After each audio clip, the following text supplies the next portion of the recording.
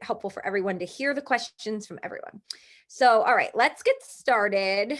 And just because we're going to share the recording later, I'm going to say the intro name of this one more time.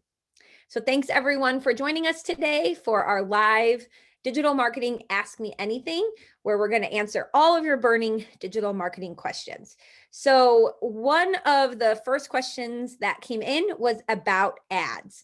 And I know that a lot of people have never ran an ad before, yet have heard that it's really effective. So the question was basically, what is an average spend that a financial advisory firm, a financial planner should be spending on Google or Facebook ads? They said that they were boosting some of their Facebook posts and spending about $50 on one post. They got over 2,000 impressions or views on the ad, but they didn't really see any traction at all, people clicking over to their website or anything like that. So let me start by just asking all of you, maybe either put in the chat like yes or no. Have you ever ran a Facebook ad for your firm? And did you see any success from it? I would love to know. So what I find is that most people who are doing these ads, they're doing a couple things wrong. Number one, they're not being highly focused on clicks to the website. So the click-through rate. That is what we want to see. The impressions or the number of people that see the ad really don't matter all that much. That's not going to drive any new business for you. So you really want people to actually be taking some sort of action, right? And the cost per click definitely varies very much by industry. The average small business in general is spending anywhere from $1,000 to $3,000 per month on ads. So that gives you a rough estimate, just in general, small businesses. In financial services, the spend can be even higher. But what I suggest doing is a minimum of like $20 a day if you're going to take a stab at Facebook advertising. So you would set your budget to $20 a day. You can time out the ad.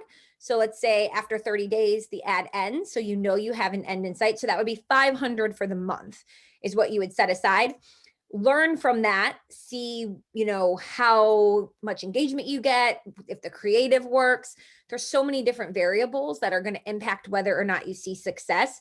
And then based upon, how that goes, then you can tweak it. But the whole idea is you're moving people from like rented land, right? The Facebook, you're renting the space on Facebook, to a domain that you own and then you're in control of.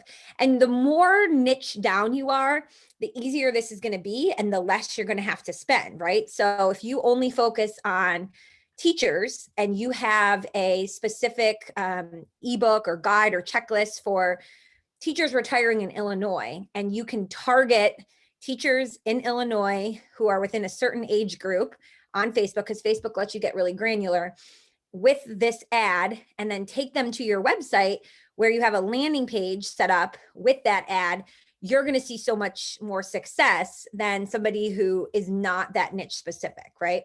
So that's what to keep in mind with ads. So Chrissy is saying we've had success with Facebook ads, online quizzes, webinar registrations, and lead generating PDFs. That's awesome. So you can see in all of those are all very interactive things as well, right? It's not just like a quiz. If you can get somebody to go take a quiz and they're going to get an immediate output, that's great. A webinar registration where you can say, join us and you're going to learn these 4 or 5 things, that's great. So again, the more specific that you can be in your ad, the better. And I think, Blair, if you want to share, we have a blog post from our Lead Pilot blog on examples of Facebook ads that have worked for advisors that we can share with you all. That will really, really help you determine this. So if there's any more questions about Facebook ads in particular, you can drop them in the comments here and let me know. Depending on your audience, Facebook might not be the best platform. It might be somewhere else. One place that we have seen people have a really great bang for their buck is on YouTube. For just pennies on the dollar, you can get YouTube ads going that can be highly, highly effective, and the same kind of idea with targeting, and not as many advisors are doing that there. So that's always something to consider. If you are running Facebook ads, keep in mind that Facebook has something called Facebook Pixel. So if you're working with 20/10, if you use our Lead Pilot software, you can embed the Facebook Pixel once into the back end or work with our support team to do it. And then anytime any visitor ever visits any of your blog posts, your pages, anything, you're tracking them. So then you can show them ads later on Facebook. So retargeting, if you will. So that's also something to keep in mind. And that's really, really helpful. So we thought retargeting was going to go away because of cookies in the next year. It's definitely going to be around for at least a few more years. The powers that be realize there's too much money on the table and they don't have another way to give marketers a way to serve up targeted ads. So it's sticking around at least for the short term. So keep that in mind with the ads. Okay. If there's any other questions about ads, just drop them in. Or if you want to, again, look at Blair sharing a ton of resources, which, by the way, when we send the replay of today, we will also send you a bunch of resources that show you, that links to all of these different resources that we're sharing. So hopefully that will be helpful as well. Okay. Let's look at what some of the other questions that we got. All right. So I love this question. So a lot of people have used social media for trying to grow, but they're not necessarily seeing any results from it. So one of the questions that came in is, how do you actually, like, what type of posts? The question is, what type of social media content or posts actually get engagement? And then how do you get your content seen by more people on social media, and how do the algorithms work today in 2021? So that's a lot to unpack in just this one question, but a couple things to be aware of. So in terms of getting your content seen by more people on social media, a lot of it does come down to just how big your network is. If you're not going to put money behind social media posts and you're trying to do this all organically, I see firms who will come to me and they want to grow, they want to build social media following, and they only currently have 100 followers. It's really, really hard to do. The biggest tip I can start with is, don't just try to grow your company page. So you need a spokesperson who can be the face of the business to be one of the main people that's posting all the time. So if you hire someone to run social media and your company's Russell Investments, my last name is Russell, you might have that person not just post to the Russell Investments page, but also post to Samantha Russell CEO's page, right? So we want there to be a face of the company, and that is really going to help drive engagement. The other thing is then every single day that you post anything, you should also be leaving comments on whichever platform you're on. So if you're going to post something to LinkedIn, you first, before you post it, should be leaving comments on 5 other people's posts. So that ratio of 5 to 1. So every one thing that you post, a link to a webinar you're hosting, a blog post that you have, you should be leaving comments on 5 other people's posts. And that's because the way the algorithms work, they tie up connections between who engages with who. So if the algorithm sees that I just commented on Dave, Sherry, Allison, Bob, and Kelly's posts, after I post something, those 5 people are going to be much more likely to see my content in their feeds, even if they weren't the one that left the comment. So hopefully that makes sense. It's just like this spider network of connections, right? So I think the best way to think about it is you have to start every day by leaving comments on other people's posts before you post something, hoping to get comments. And the reason we're focusing on comments is comments are currency on social media. The more comments your post gets, the more the social media algorithm is going to say, this is a post that a lot of people are engaging with and want to see more of.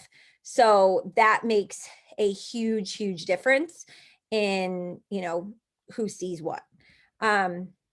So again, hopefully that is helpful to you. And if you have questions about like specific social platforms, let me know. I know for most advisors, the ones that they're using are LinkedIn and Facebook is the ones we hear from most often.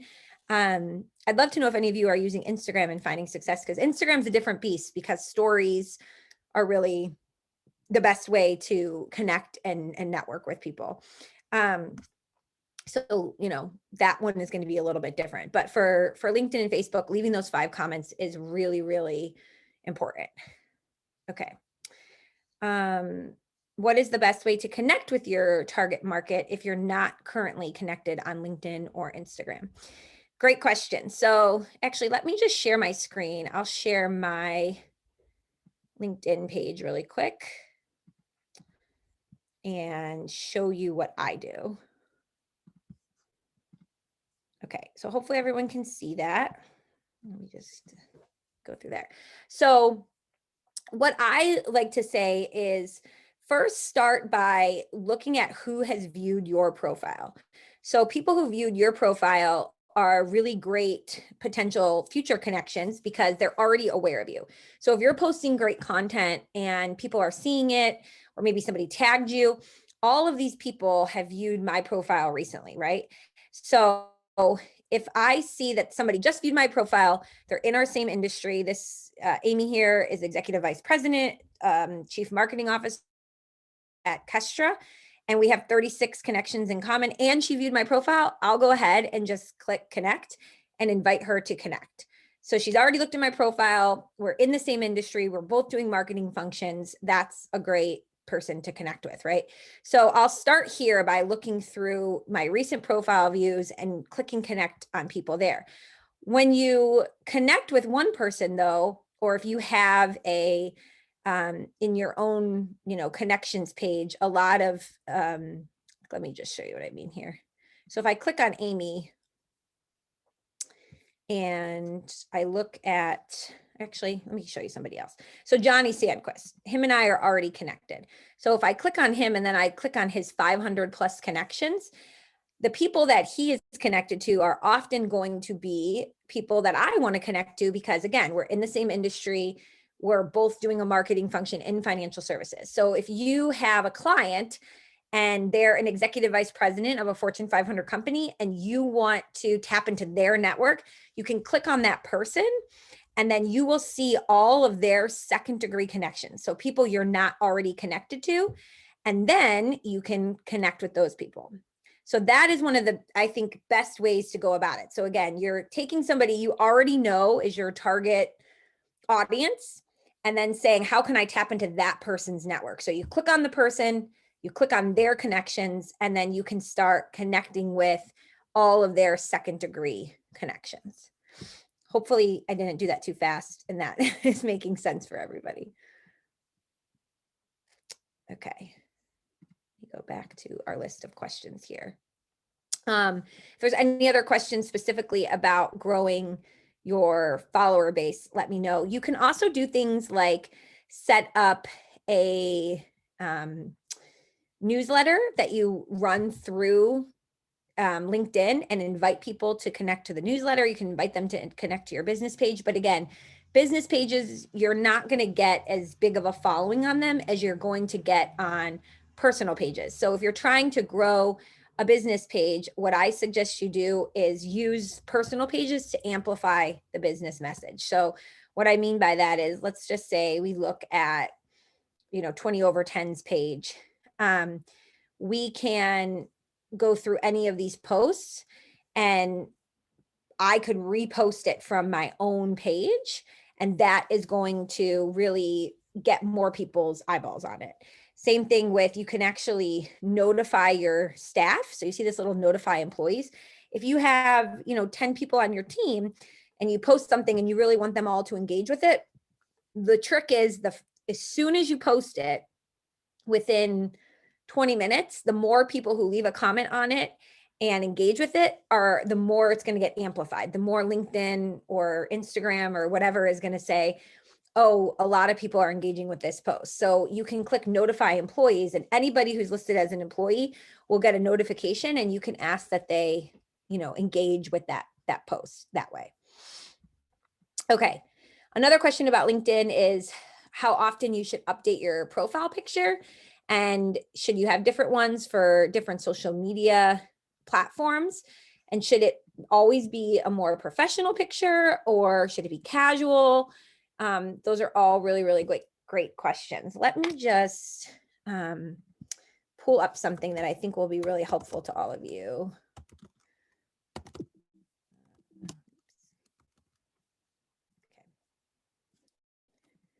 And I will show you. And if we're not connected on LinkedIn already, if you go, it's Samantha C. Russell. My LinkedIn account actually was hacked last week and it was taken off downline, but it's back up. I would love, love, love to connect with all of you. And I, share digital marketing tips every single week there, sometimes in video form, sometimes other forms. So, please let's connect. So let me just show you a couple things about the headshot thing. So here is what you want to think about when you are thinking of your LinkedIn or any of your social profile headshots. So of course you want it to be a high resolution image, but you really want to make sure that the photo actually looks like you. So this is really, really important. If it is 10 years old, that is terrible. I know some people don't want to age, but it's part of life. You have to update it. You want it to be a recent looking photo. So when you run into someone at a conference, they know that that's you. Right now, things have been changing so much with the work from home culture and COVID. In terms of what to wear, I say wear what people would normally find you working in if they were to meet you for a meeting, right? So if you'd come to the meeting in a polo shirt and slacks, then that's what you should wear. If you always wear a suit jacket, wear that. I don't mean if you always work at home in your pajamas, wear your pajamas in the picture, but you get the idea. You want it to be something that really represents you as a working professional. Another thing to make sure you do in any of your headshots is to smile. You would not believe how many people are not smiling. And research shows that not only smiling, but showing just even a little bit of teeth has the perception of making people think you're more likable and that they feel like they can get to know you better. So smiling is really important. Also being in natural light, like even right now, you can kind of tell I'm sitting in front of a window that's open, the natural light's coming in. You don't need to be in a professional photography studio. It can be taken with an iPhone, but having that natural light come in is really important. And then the other thing that a lot of people don't have is, do you see these backgrounds here? These are called banner images. I have a link here we can put in the chat that will give you a ton of different examples. But you can see, let me just link it here for all of you, that it's free. It's a free tool on Canva. That banner image is telling everybody. So if I go back to my own page here, this is prime real estate at the top of the page. Everybody, who you are, what you do, something specific about yourself. So I really think everybody needs a custom banner. I like to say, like, what is the main takeaway? Financial advisor for physicians, or financial planner in Chicago working with executives, whatever kind of like your one-page statement is, that should be at the top in this banner. So use that link I just sent for Canva. It's a free tool anyone can use. They've got a million different options here, and you can just add your name, your tagline, whatever it is you want. And you can create this for both your firm and your personal page as well. Okay. And then if you're on other platforms, it would kind of be the same exact idea, right? So if I'm on Twitter or Instagram or Facebook, you'll see in that Canva that they have the same templates that you can use for all of them. So you can see my picture and my headline, my banner are the same here. I'm not using something different. I think it's fine if you want to use different profile pictures for different pages. I just find that it makes it easy for people to tell it's the same person when it's the same picture. So if somebody's been following me on LinkedIn and they just now realize, oh, she's on Twitter too, it's easier for them to realize they found the same person because your handles aren't always the same. So I prefer to keep it consistent. It's okay if you use different photos, just make it a photo that people can tell it's the same person. Okay. Somebody asked on LinkedIn, do you prefer using the subscription or the free service? If you're going to have somebody on your team that's going to be using LinkedIn to reach out to people and drop them a message to try to connect with them, then I definitely think the paid one is worth it. My only caution is sending spammy blanketed LinkedIn messages, hi, you know, have you reviewed your portfolio recently?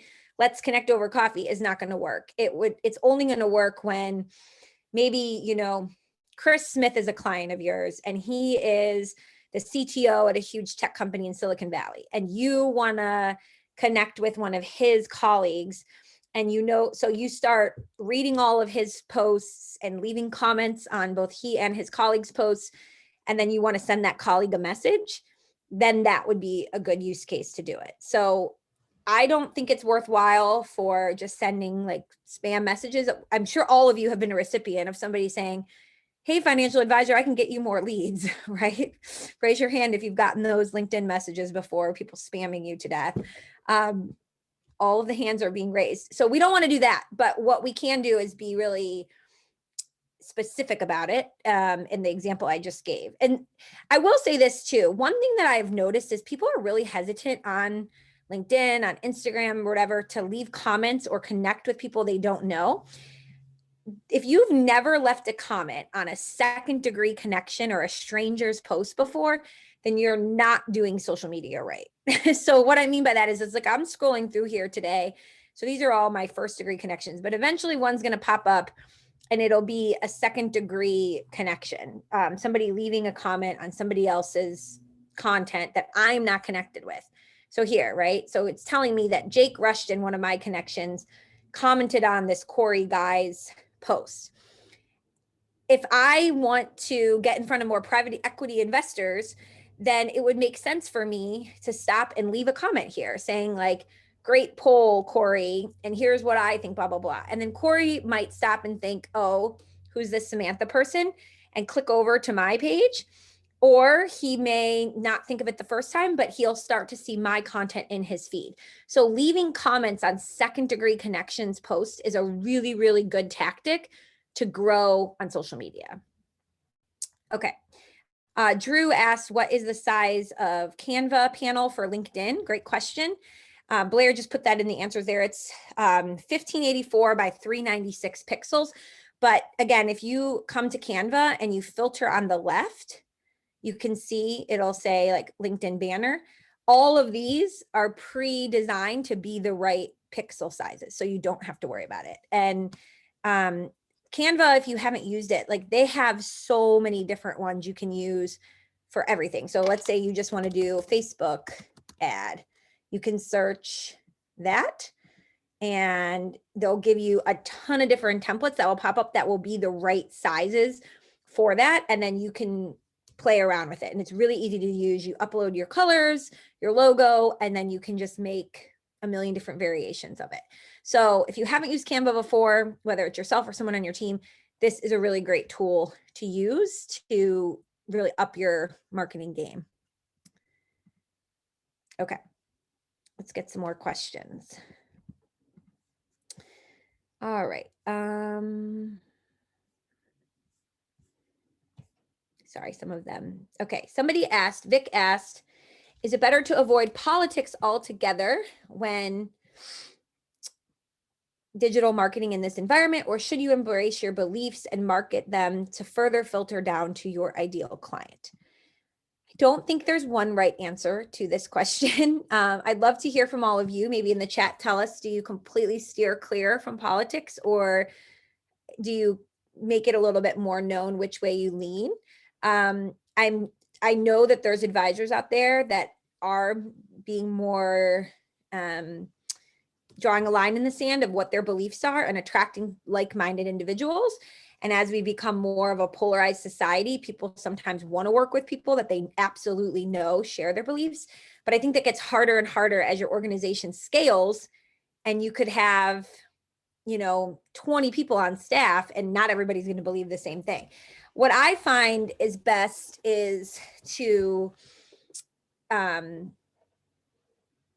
make sure that everybody at the top is comfortable with it. And if you are going to be more vocal and you haven't been before, to also make sure that the rest of your staff kind of understands what you're going to do and why. Because if you're going to start being really vocal on social media, and then all of a sudden the person who's like the front line working the phones, being the first point of contact, who maybe doesn't share your beliefs, or they just didn't even know you were doing that, has to answer the phone, that is going to be something you want them to be prepared for. So I'm looking at the chat as people are coming in. So somebody said, this is really interesting. Chrissy said, we find some of our most successful ads have to do with politics, especially with the new tax laws coming our way soon.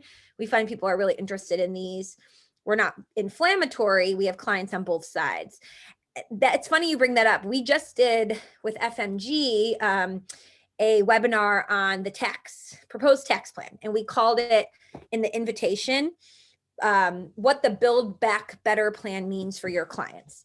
And I actually got a number of emails from financial advisors saying, well, just because you called it the Build Back Better plan, I can tell you're a Democrat who believes the lies Biden is feeding us, and so I won't be attending. I was just using the language that the administration used, and I'm trying to be as completely, what's the word? I'm trying to be Switzerland here. I'm trying to stay completely objective. So I used the language the administration used, and people were still offended by that. So, sometimes in this climate, people are reading into things, whether you intend them to or not, even if you try to stay really neutral. But I think that you bring up a good point, Chrissy, which is that a lot of times this is what gets the most engagement. And so people will use that to their advantage. Stan said he steers clear of politics to risk upsetting or losing someone.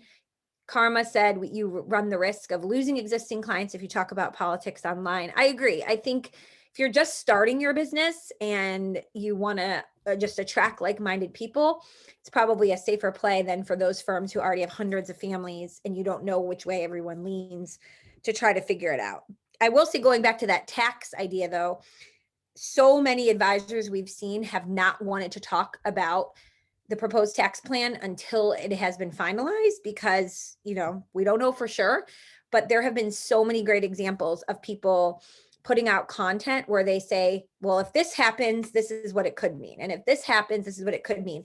And they have seen really, really great engagement on their blogs, their videos, their social media. So talking about it sooner rather than later is definitely the way that I would go if I were all of you, in trying to talk about it now. I could actually just show you really quickly an example of that if you all want to see what I'm talking about.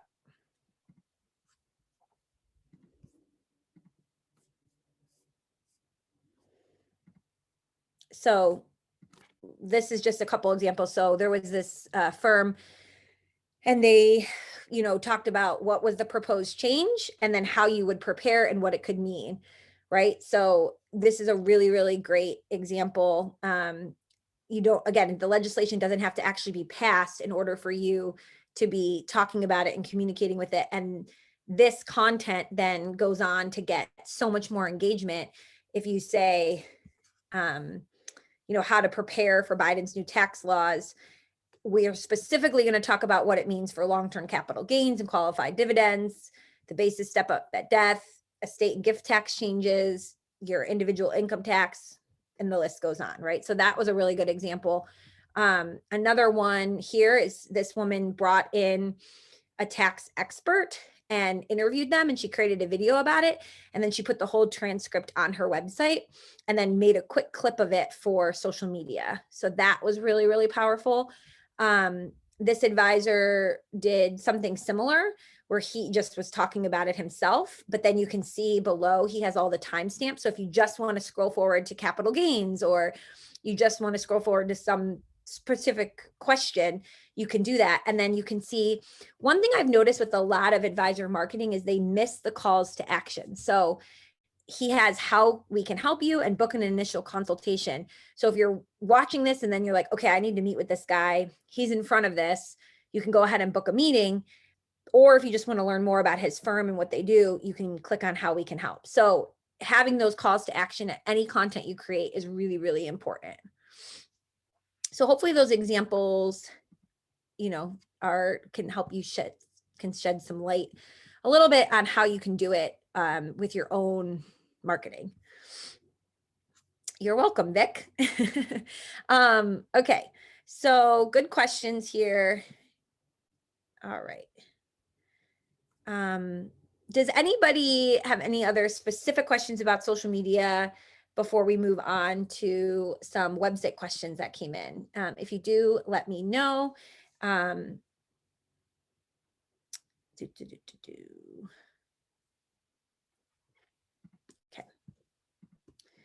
Otherwise, I'm going to move on to some of, like I said, the website questions came in. Sorry, I was just scrolling through.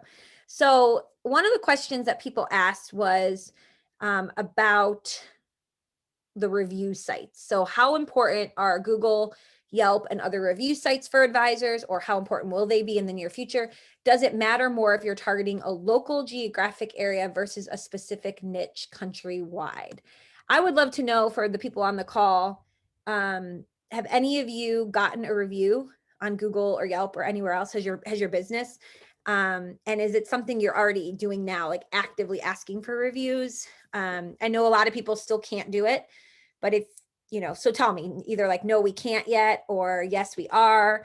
There's been a lot of questions about this new SEC ad rule, and we've created a lot of content around it. One of the really interesting things that people don't realize is if you Google your company right now and you have a listing on Google Maps, anybody in the world can leave a review for you.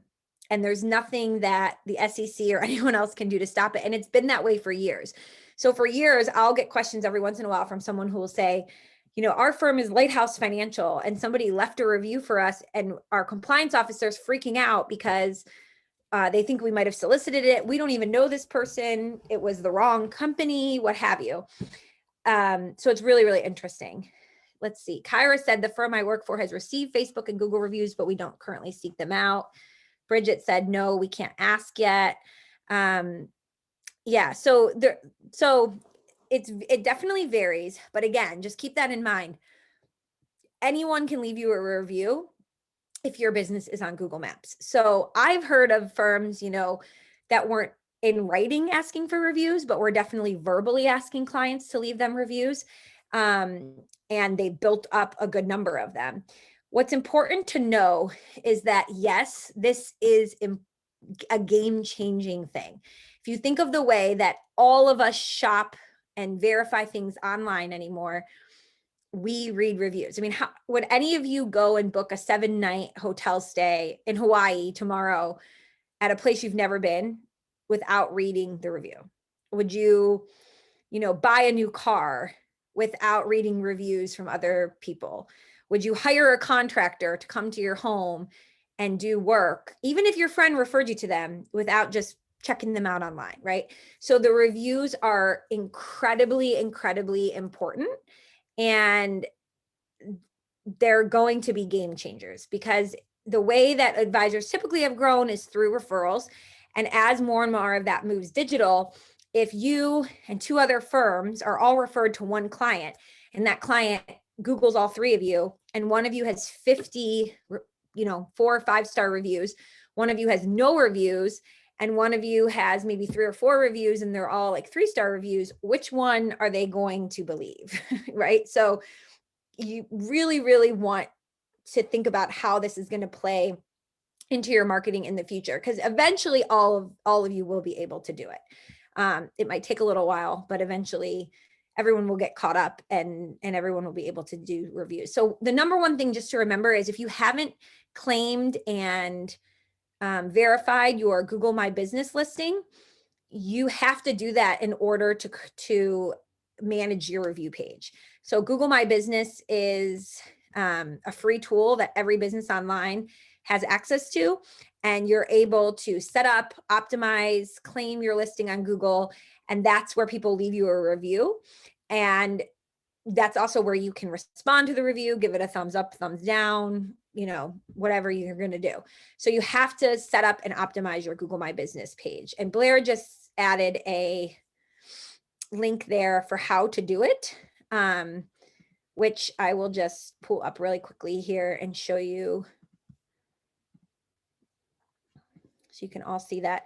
So again, what the Google My Business page looks like.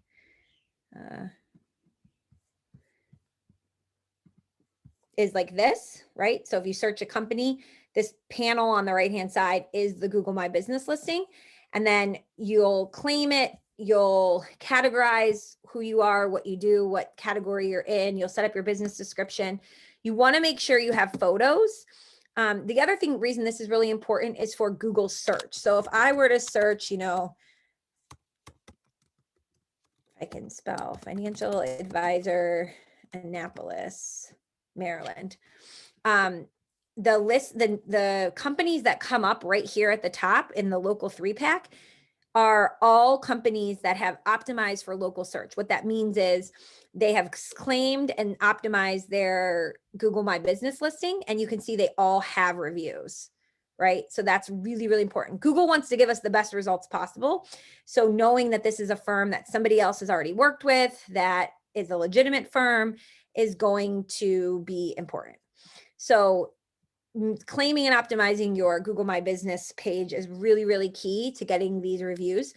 The other thing is, and we have a ton of content on our blog, by the way, about reviews. So if you just go to blog.20over10 and you search reviews, we have everything from how to get more reviews, how you can ask for them, even templates so that you can do it compliantly in writing, how to respond to a negative review. I can't tell you how many advisors have reached out to me saying, somebody left a negative review, what do I do? Or we don't even know who this person is. We think they have the wrong firm.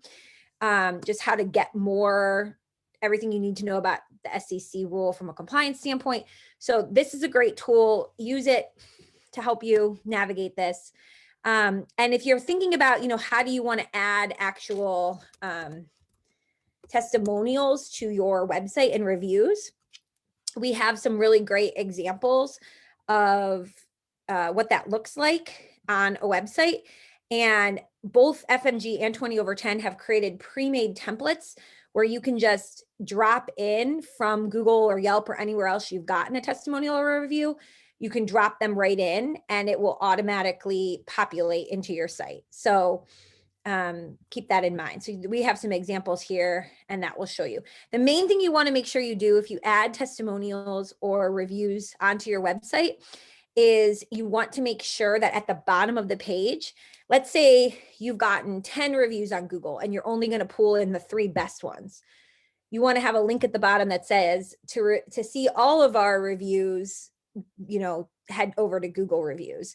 And then that way you're staying compliant in that you're not just cherry picking the best, but you're making all of them accessible to people who want to see them. Somebody asked about what are your thoughts on Yelp versus Google for reviews? I personally would prioritize the Google reviews because Google owns the search engine experience. And, if you get a lot of reviews on Google, you're going to see your SEO rankings rise as well. So I would start there if I had to choose between the two, for sure. More people are accustomed to looking at those Google reviews for service-based industries, I think, than Yelp. But again, I would not discount one versus the other. I'd most likely set up both. Okay. Any other questions about the SEC ad rule or Google My Business or how to ask for reviews? Let me know, or how you can use them. Eventually, we're going to see a lot of people, being able to post to Facebook an ad and have it be a review, a great review from a client that they then use in an ad. So, it's going to, again, definitely be a game changer. I would not discount it. Excuse me. We had planned to run this for 45 minutes. So I'm going to just pulling through the questions that were already submitted and answer one more from there. But again, if, anybody else has a burning question that they want to try to squeeze in before we're done, just add it into the chat that other people, that everyone can see, or the Q&A box. Okay. The other question that came in ahead of time is, what are standard SEO, search engine optimization best practices that every website should be able to check off in 2021? We're a small firm, but we want to drive more traffic to our website organically because we have such a small niche. So the first part of that, before I dive into the SEO strategies, that I just want to make sure that everyone heard, is we have a small niche. So if you do have a pretty defined or small niche, search engine optimization for those keywords is going to work a lot better than other tactics, because most likely that ideal client knows that they have specific needs and they're going to be searching for it. If you're more of a generalist, focusing on your local area is often going to be easier than, trying to rank for financial planner for retirees. So if you're more general, focus on your local area, local search tactics. If you're niche down, then you can focus a lot more on SEO, specific Google ads, things like that. And Blair just linked to a great presentation that we did with Chad Chubb, who's an advisor who niched down to just work with physicians in Philadelphia, and saw an incredible boost in his business when he went from being more of a generalist to a niche specialist. So that's a great one to bookmark and read through if you're thinking about, how do I do this? I already started my company. How do I now niche down? So in terms of what are just the basic best SEO practices, the first thing is to make sure that your website is following all of the best SEO best practices, which I don't expect all of you to know, but working with a company that's reputable and has websites that are ranking really well, like, in 20 over 10 sites, we add everything from the meta descriptions, the page titles. We give you access to do all of that. If you hire our team to write the copy, we're going to write all the copy with best SEO practices in mind. So having a good foundation is really important. So whoever you hire to do your website, making sure they know their SEO stuff. And if you, again, go to our blog and you just search SEO, you can find a million different articles and help and tutorials we have there. Once you've got the website though, the best tips I can give you is at least 2 times a month, add fresh content to your website that includes the keywords you would want to rank for. So again, if you're focusing on the local niche, you would want to have things pertinent to your local area. So the example I gave before, we searched for financial advisors in Annapolis. If I'm going to add 2 pieces of content a month to my website as blog posts, the first one might be, the housing market in Annapolis, what first-time home buyers need to know, or thinking of selling your home in Annapolis, here's what what's happening in the housing market this month. So keeping that word Annapolis and something to do with housing, if that's what maybe your target audience is interested in. But if I was going to be more niche specific, if I focus on physicians in Philadelphia, then I'm going to think about is that group of people searching for, and I'm going to add content twice a month that they would want to see. So at least 2 times a month, adding content to your site. And it could be a blog post, or it could be a podcast, it could be a video, it could be an infographic. Just keep in mind, if you're adding more interactive media, like a video or a podcast, you want there to be a transcript of that also. So you don't just want to, like I showed you before in some of those examples, you don't just want to embed the video and leave it be. You want to have a summary of what it's about. And that's because Google cannot crawl a video embedded on your site the way it can crawl the text. And so you're not going to get the SEO bang for your buck if you don't summarize what it's about. Someone asked, can you guys work with Broadridge? We do not do SEO services or marketing services outside of, or work with clients outside of those who are using our tools. And that's just because all of our staff is trained to, optimize all of these things based on the tools that we have built. So if you're with 20 over 10 or FMG for your website and marketing automation, then yes, we do have marketing coaches that can work with you on that. But if you're using WordPress or Squarespace or Wix or Broadridge, then unfortunately, no, we don't offer consulting services on those other platforms. Good question. All right, so I'm officially talked for 3 minutes more than I was allotted. I know this is sort of all over the place. Again, thank you for all of the great questions that came in. Hopefully you found this helpful and learned at least one new thing you didn't know before. Again, if we're not already connected on LinkedIn, it's Samantha C. Russell. On Twitter, it's at Samantha20. Love to connect with you there. And if you didn't get your question answered, you can send me a DM on either of those platforms, and I'd be happy to answer it offline. But thank you all so much for joining today and asking all these great questions. And we will see you next time. Have a great afternoon, everyone.